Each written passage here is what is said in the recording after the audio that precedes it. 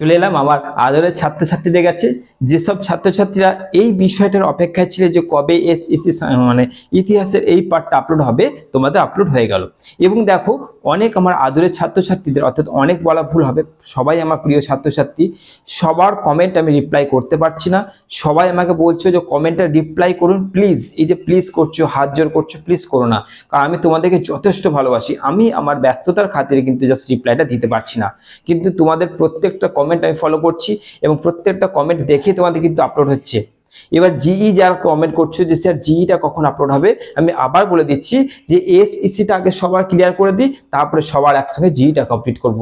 তাহলে কি বলতো, আমি ক্লিয়ারলি থাকবো, আমি পরিষ্কার থাকবো যে হ্যাঁ এইগুলো আপলোড হয়ে গেছে। কারণ আমাকে অফলাইন অনলাইন ব্যাচ সামলাতে হয়, তারপরে তোমাদের জন্য সাজেশন আপলোড করার জন্য সেটা তৈরি করে থেকে ইউটিউবে ভিডিও মানে এডিট করা থেকে শুরু করে সব কিন্তু আমি একাই করছি। তো ওই জন্য যেহেতু এত প্রেশার রয়েছে, প্লাস নিজস্ব ব্যক্তিগত প্রেশার তো রয়েছে, তো এত কিছুর মধ্যে ওই জন্য যাতে গোলমাল বা পাকিয়ে না যায়, তার জন্য আমি কিন্তু তোমাদের গুছিয়ে কিন্তু আপলোডগুলো করে দিচ্ছি।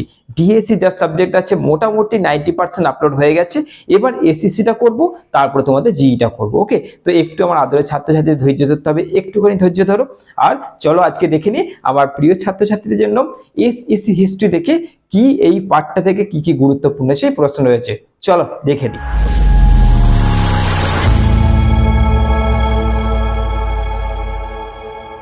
চলো চলে এসেছি আমার স্নেহের আদরের ছাত্রছাত্রীদের কাছে এসইসি ইতিহাস নিয়ে।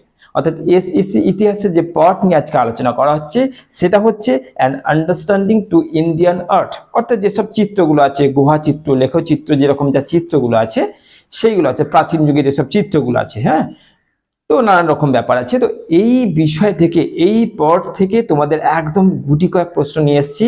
এই কটা প্রশ্ন যদি করে নিতে পারো, তাহলে তোমাদের এসএসসি ইতিহাসের এই পার্টটার ঝামেলা শেষ।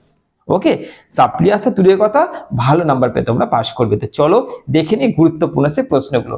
প্রথমে যে প্রশ্নটা তোমরা করবে, সেই প্রশ্নটা হচ্ছে ভারতীয় গুহা চিত্র সম্পর্কে একটা টিকা লেখো। 2 নম্বর কোশ্চেন করবে গুপ্ত যুগের চিত্রকলার বৈশিষ্ট্যগুলি লেখো। 3 নম্বর পাল শিল্পকলা সম্পর্কে লেখো। নেক্সট মুঘল যুগের ক্ষুদ্রাকৃতির চিত্রকর্ম সম্পর্কে লেখো, অর্থাৎ মুঘল স্থাপত্য নিয়েও কিন্তু পড়তে পারে।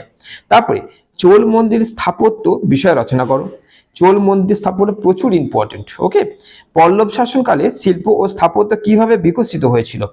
বিজয়নগরের সাম্রাজ্যের স্থাপত্য সম্পর্কে নিবন্ধ লেখো। স্থাপত্য শিল্পে মুঘলদের অবদান কি। দেখো, এই যে স্থাপত্য শিল্পে মুঘলদের অবদান বা মুঘল যুগের ক্ষুদ্রাকৃতি, অর্থাৎ 4 নম্বর যে কোশ্চেনটা তোমাদের কিন্তু একই রকম। হ্যাঁ, আচ্ছা, তারপরে দেখো হরপ্পা সভ্যতার শিল্পকলা ও কারিগরি শিল্প নিয়ে একটা টিকা লিখতে হবে। তারপরে টিকা গান্ধার শিল্প, এটা একটা টিকা। তারপরে পল্লব ও পাল শিল্প আমলে মন্দির স্থাপত্যের উপর একটা টিকা লেখো। নেক্সট কোশ্চেন করছো যে মানে শিল্পকলার ক্ষেত্রে আর কি, যে গুপ্ত যুগে অজন্তা গুহা, ভীমবেটকা গুহা চিত্র, এগুলো শিল্পকলা কিন্তু। হ্যাঁ, এইভাবে তোমাদের কোশ্চেন পড়তে পারে। সুলতানি যুগের স্থাপত্যের উপর টিকা লেখো, এই একটা প্রশ্ন থাকবে।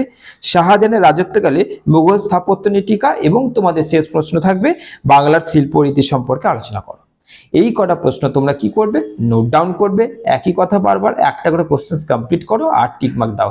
এইভাবে এই কোশ্চেনগুলো তোমরা আস্তে আস্তে করে কমপ্লিট করো।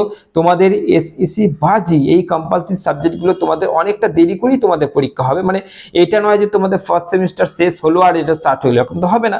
আগে ডিএসসি গুলো কমপ্লিট হবে, অনার্স কমপ্লিট হবে, তারপরে তোমাদের এসএসসি জিটা একদম শেষের দিকে থাকবে।